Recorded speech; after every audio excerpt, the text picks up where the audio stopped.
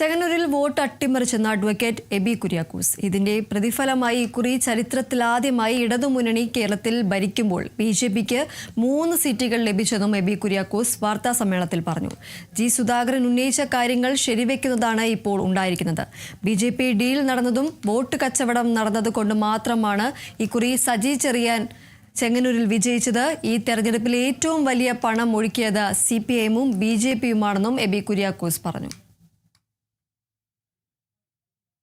ഇക്കുറി ചരിത്രത്തിലാദ്യമായി CPM ഇടതുമുന്നണി കേരളത്തിൽ ഭരിക്കുമ്പോൾ, പിണറായി ഭരിക്കുന്നു, സജി ചെറിയാനൊക്കെ മന്ത്രിയായി കേരളത്തിൽ ഭരണം നടത്തുമ്പോൾ BJP-ക്ക് 3 സീറ്റുകൾ ആദ്യമായി കേരളത്തിൽ ലഭിച്ചിട്ടുണ്ട്.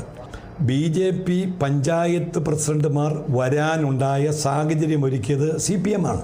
അദ്ദേഹം പറഞ്ഞ ഒരു പ്രധാനപ്പെട്ട കാര്യം ഇപ്പോൾ ജനങ്ങളുടെ മുമ്പാകെ ആ കാര്യങ്ങൾ ശരിവെക്കുന്ന കാര്യങ്ങളാണ് ഇപ്പോൾ ഉണ്ടായിരിക്കുന്നത്.